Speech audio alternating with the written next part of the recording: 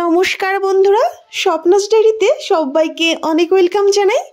আজ তোমাদের শেয়ার করব কাঁচা আমের আমশক্ত।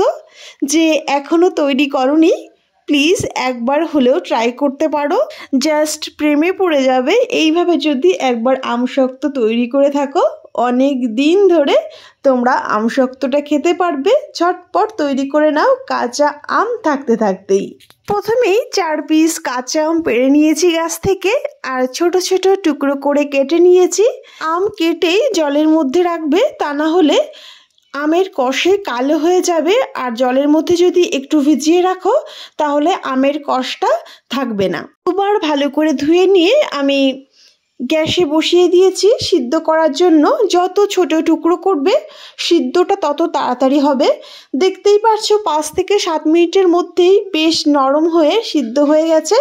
এবার একটা ছেঁকনির সাহায্যে আমি একটা জালি আঁকা নেট নিয়ে নিয়েছি আমটাকে ছেঁকে নেওয়ার জন্য, বা ভিতরে যদি কোনো আঁশ থেকে থাকে সেটা বের করে নেওয়ার জন্য। তোমরা যে কোনো ছেঁকনি দিয়েই এই আমের পাল্পটা বের করে নিতে পারো।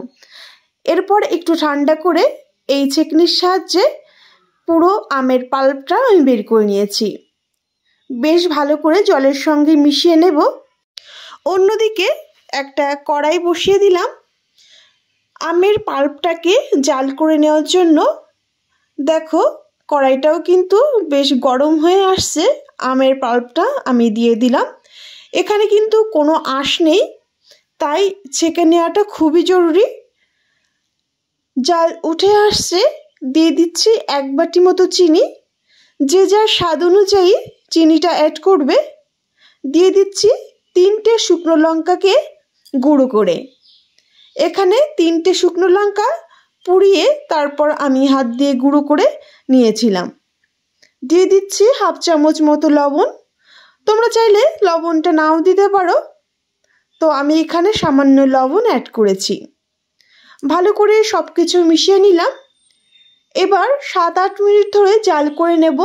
যত সময় না আমের পাল্পটা বেশ গাঢ় হয়ে আসছে। এখানে আমি 7-8 মিনিট টাইম ধরে জাল করে নিয়েছি।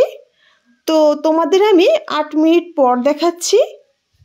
দেখো এই অবস্থায় কিন্তু বেশ গাঢ় হয়ে গেছে।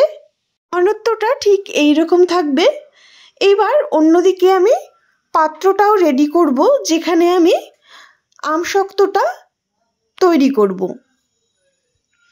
তো এটা আমি আলাদা করে রেখে দিচ্ছি। অন্যদিকে থালাগুলো আমি নিয়ে নিচ্ছি।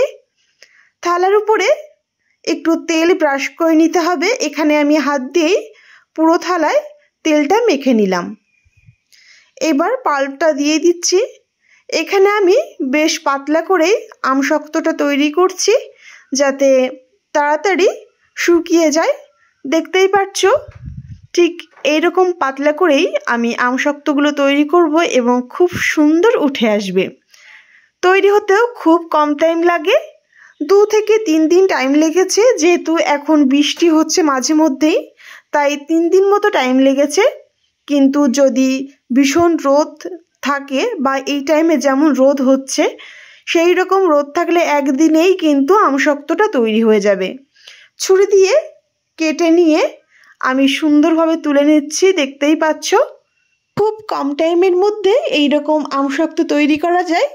যেহেতু আমি পাতলা করে আমশক্তগুলো তৈরি করেছি, খেতেও এত ভালো হয় সে আর কি বলবো। আশা করছি বন্ধুরা তোমাদের অবশ্যই ভালো লাগবে। প্লিজ একবার হলেও ট্রাই করতে পারো। ভালো লাগলে আমাকে কমেন্টস করে জানিও। আর যারা যারা এখনও আমার চ্যানেলটি সাবস্ক্রাইব করনি, প্লিজ আমার চ্যানেলটি সাবস্ক্রাইব করে আমার পাশে থেকো। তোমরা সবাই অনেক ভালো থেকো, সুস্থ থেকো। আজ এ পর্যন্তই।